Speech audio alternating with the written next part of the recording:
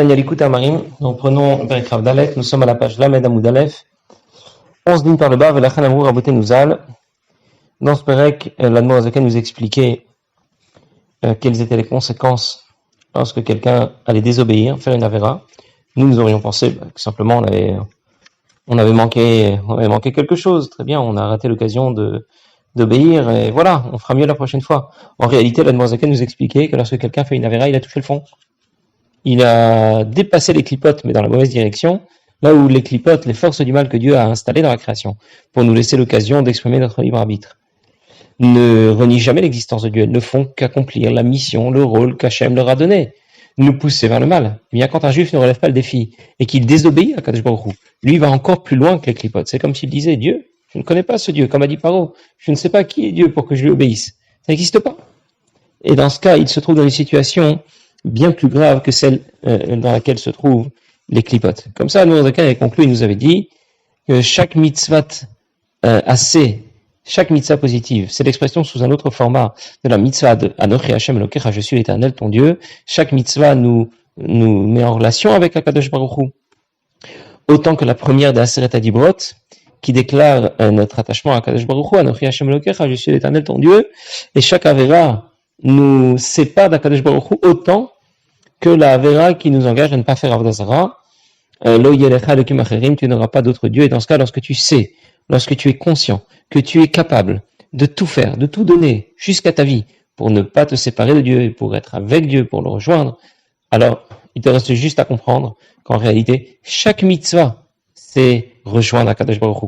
Et chaque Avera, c'est ne pas te détacher de lui. Ou plutôt, si tu la transgresses, c'est te détacher de lui. Alors, la Zaken continue, il dit. Et c'est pour ça que nos maîtres ont dit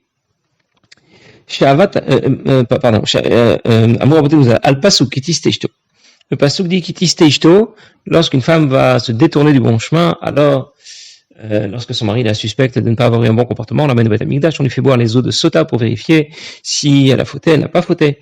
Mais le sin aurait pu être écrit aussi avec un samer. Pourquoi on utilise un sin? Parce qu'on peut le lire aussi comme si c'était un shin. Et dans ce cas, il faudrait dire kitishte ishto. Et dans les mots, ça voudrait dire lorsque cette femme a été prise d'un vent de folie, lorsqu'elle a fait une faute. Autre mot, on veut expliquer ici, en allusion dans ce pasouk, que lorsque quelqu'un fait une avera, c'est comme s'il avait été saisi d'un vent de folie. En adam over avera b'choulé, c'est ce que déclare la Gemara dans Maseret Sota. Quelqu'un ne fait une faute que lorsque il a été pris d'un vent de folie. On va voir en quoi consiste cette folie. Mais déjà, on comprend. Lorsque quelqu'un commet une faute, il a désobéi. Imaginez quelqu'un qui désobéit au roi. Est-ce que vraiment ça change quelque chose? S'il a désobéi au roi, une petite chose, une grande chose, s'il est prêt à désobéir, il se rend coupable. Alors bien sûr, les conséquences sont peut-être pas les mêmes en fonction des conséquences de sa désobéissance. Mais le seul fait d'avoir désobéi le rend déjà ce qu'on appelle être mored de malchut. Il se rebelle contre le roi. Et déjà, il mérite la mort. A priori, dans les règles, c'est comme ça que ça doit fonctionner. Mais peu importe ce qu'il a fait. Et donc, quand on s'en rappelle, quand on va y réfléchir, avant la prochaine avera, il va falloir réfléchir. Voilà, où j'en suis, qu'est-ce qu'on attend de moi, et que se passe-t-il si je désobéis? Ce n'est pas juste que j'ai manqué un point, ou j'ai gagné un point quand je fais une mitzvah. C'est beaucoup plus grave que cela, ça a une portée énorme. Chaque mitzvah, chaque avera. Il dit, même une femme qui se comporte mal. Elle a un mauvais comportement, elle trompe son mari, et donc elle a un dat kal, ça veut dire, on va dire en bon français, elle n'a pas la tête sur les épaules, quoi. Elle l'a fait sur l'impulsion du moment, le désir, et voilà, elle n'a pas su se contrôler. Pourquoi elle n'a pas pu se contrôler? Parce que justement, elle était prise de cet esprit de folie dont nous allons parler tout de suite. Nous allons expliquer en quoi il s'agit d'une folie. En quoi il s'agit d'une folie? La première chose, parce qu'elle va faire que son amour pour Dieu, elle ne le ressentira plus. Pourtant, cet amour pour Dieu est très fort et puissant. Mais ce vent de folie qui la traverse au moment où elle commet une avera, va lui faire croire qu'elle n'a plus d'amour pour Dieu.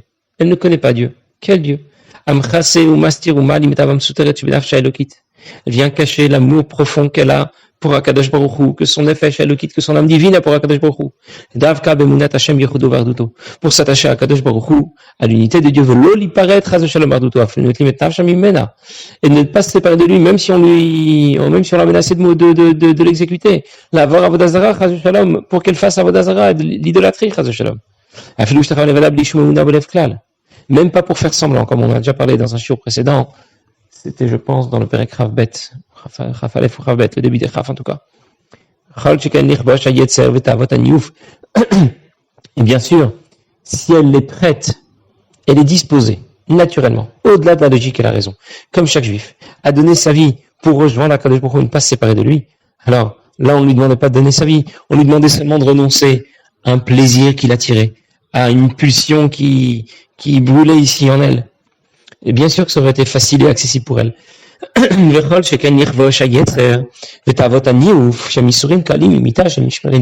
Alors à plus forte raison, s'il s'était s'agit de contrôler seulement ce désir de rencontrer un autre homme, bien sûr, elle doit renoncer à ses pulsions, à son désir, et ça lui fait mal, mais ça lui fait beaucoup moins mal que de mourir. C'est beaucoup moins une souffrance beaucoup moins grande que celle de la mort. Donc voilà la première chose que fait ce Ruach Shtut. Lorsque quelqu'un fait une Avera, il est dans un autre esprit, dans un esprit de folie. Pourquoi on appelle ça la folie? Parce que d'une part, il oublie qu'il est fidèle au fond de lui à Kadosh Baruch Hu, qu'il aime à Kadosh Baruch Hu. Et deuxièmement, et c'est le problème qui nous concerne encore plus, c'est qu'elle fait une différence entre les Averot. Elle considère qu'il y a une Avera qui consiste à se prosterner devant une idole. Ah, ça c'est grave. Ça, je le ferai jamais. Puis une Avera qui consiste à se faire plaisir. Même si Akadosh Baruch Hu n'est pas d'accord, je vais quand même me faire plaisir. Et elle pense, c'est pas la même chose. Si je me suis simplement fait plaisir, bon, j'ai perdu un point, j'aurai une mauvaise note, c'est pas grave.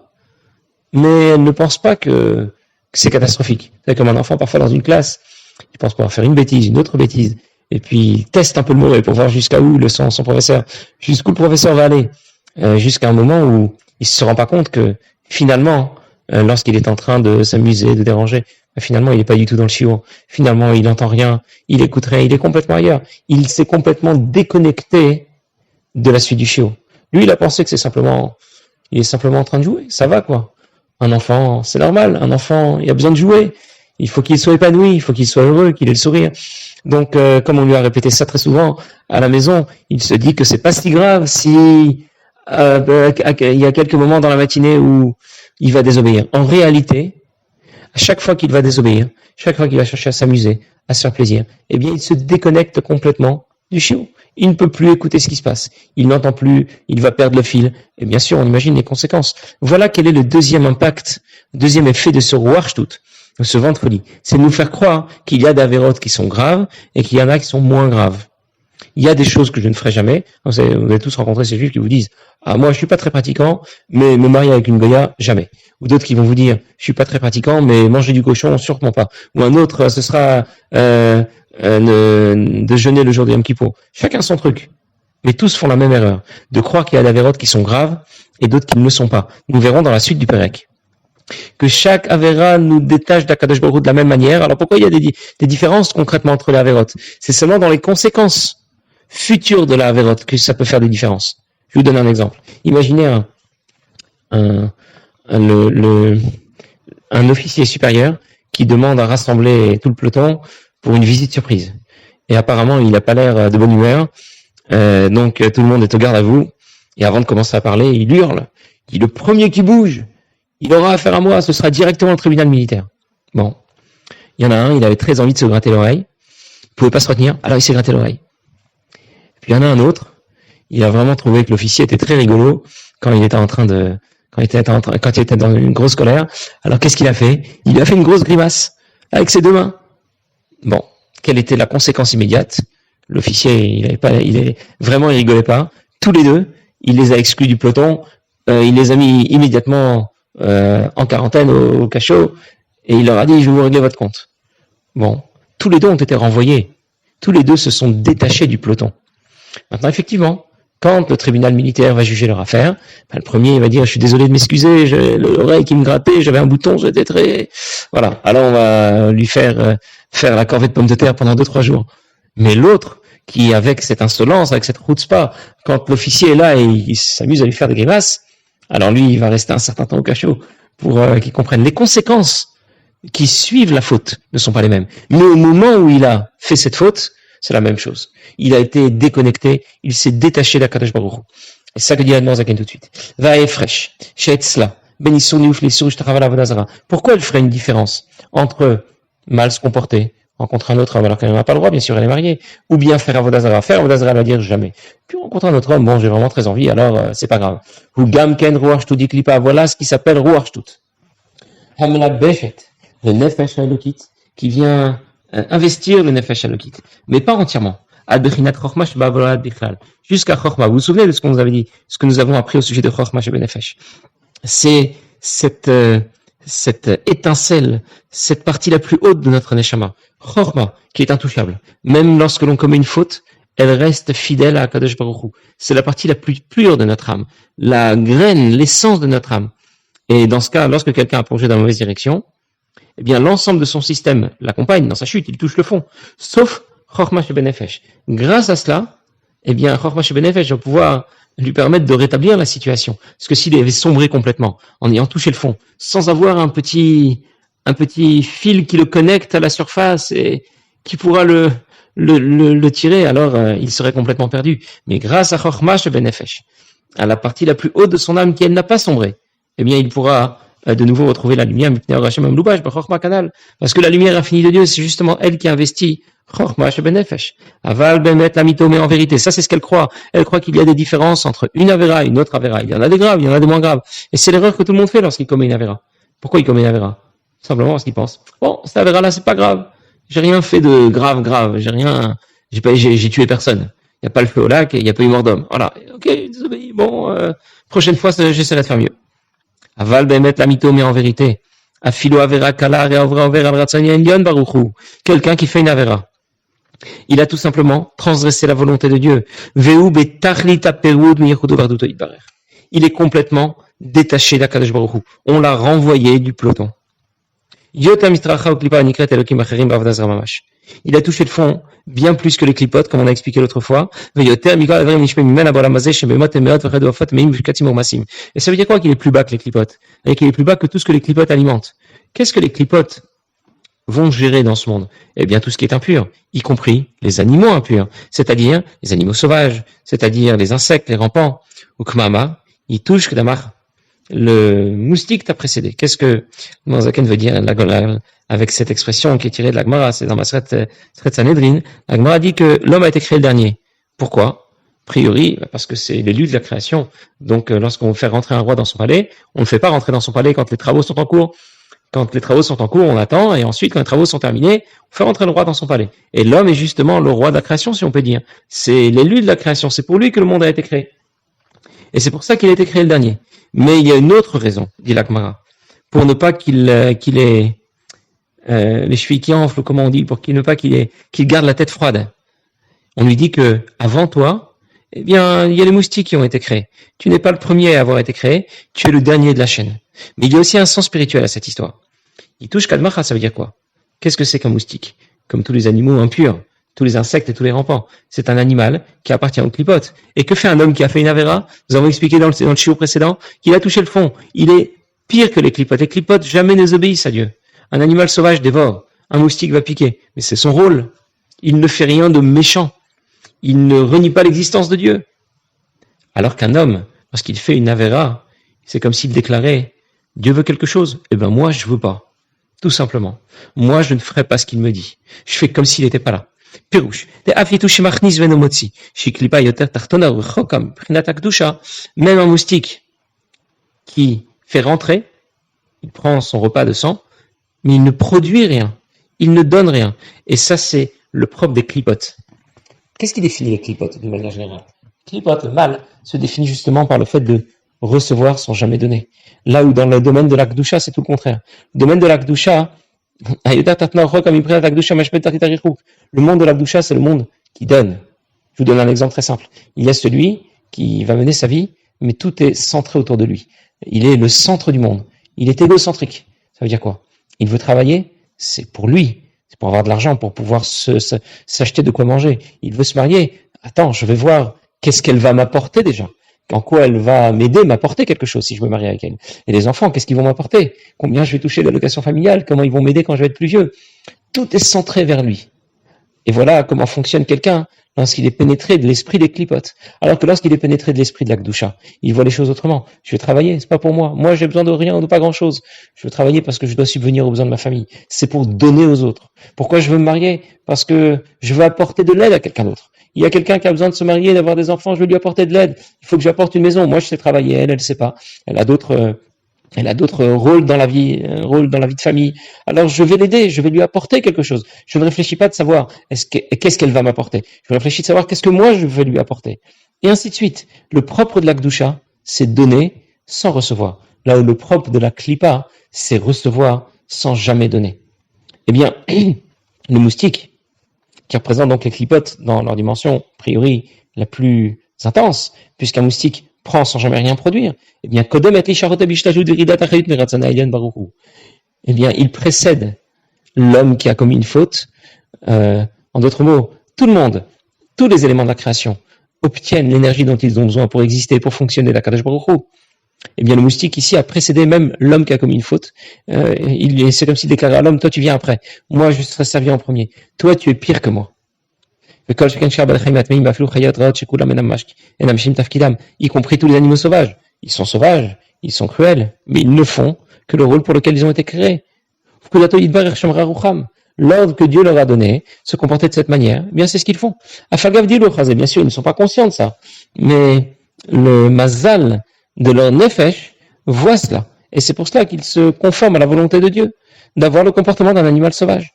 Moi, j'ai pas tout, comme dit le Pasuk. Votre crainte sera sur tous les animaux de la terre.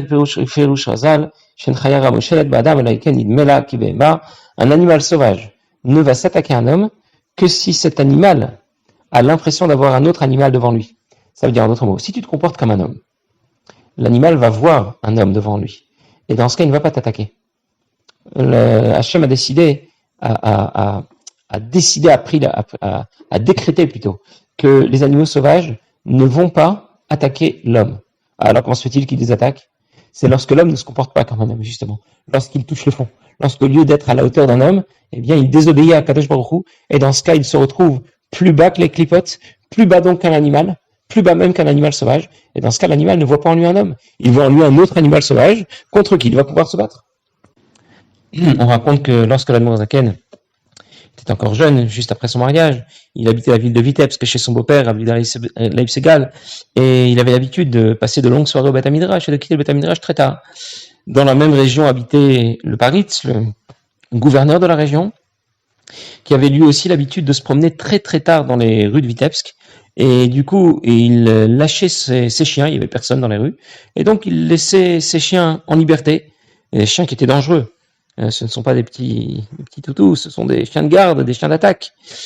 Et l'une de ces nuits où il était en train de se promener, l'Admorazaken sort du Beth Midrash. Il était donc très tard, et il rencontre les chiens de ce Paritz. Le Paritz est là, et il s'attend à ce que ces chiens vont déchiqueter cet inconnu qui se promène dans les rues. Et au lieu de cela, eh bien, les chiens se rapprochent de lui, et il secoue la queue gentiment, et sans bien sûr lui faire de mal. Alors le Paritz était très étonné parce qu'il connaissait le caractère de ces chiens. Il savait que ces chiens étaient dangereux, étaient cruels, féroces, et dans ce cas, il s'est intéressé de savoir qui était ce jeune homme. Lorsqu'il s'est renseigné, il a demandé à Rabbi Leib Segal de venir le voir. Il a dit, qui est ce jeune homme qui habite chez toi? J'ai cru comprendre que c'était ton gendre, et Rabbi Leib Segal a eu peur. Il s'est dit que peut-être le Paritz, le gouverneur, avait quelque chose à reprocher à l'Admorazaken, et donc il a tout de suite pris sa défense et il lui a dit mon gendre, c'est quelqu'un de très bien, c'est un homme droit, un homme juste, et je ne sais pas ce que vous avez à lui reprocher, mais je peux vous dire que jamais il n'a fait de mal à qui que ce soit. Et le Paritz, le gouverneur, lui a dit tu mens, c'est pas un homme. Alors Rabbi Leib Segal était très étonné. Qu'est-ce que vous voulez dire? Ça veut dire quoi que c'est pas un homme? Et le Paritz, le gouverneur, lui a dit tu dis de ton gendre que c'est un homme bon, c'est un homme sage. Moi, je dis que ce n'est pas un homme. C'est quelqu'un qui est complètement surhumain. Si c'était un homme, eh bien, mes chiens l'auraient déjà déchiqueté en 1000 morceaux, ils l'auraient déjà dévoré. Et bon, c'est l'idée donc que lorsqu'un juif fait une avéra, eh bien, il a touché le fond, c'est sûr, mais il est devenu pire qu'un animal sauvage. Donc, quand on y réfléchit, Bien sûr, tout ça nous amène un peu d'amertume, mais c'est l'objet du Pérec. On parlera beaucoup de joie dans les prakim qui vont suivre à partir du Pérec Ravav. Donc, il y a un temps pour tout, mais en tout cas, pour l'instant, on est en train de mettre l'accent sur la gravité de chacune de nos fautes. Et lorsqu'on y réfléchit, si au moins on pouvait mettre un sticker, un petit rappel, Pérec Rav Dalet, chaque fois que quelqu'un veut faire une avéra, il va se rappeler du Pérec Rav Dalet. Voilà, ça va le refroidir un petit peu et lui remettre les idées en place et lui permettre de prendre les bonnes décisions. Bien, passez une bonne journée.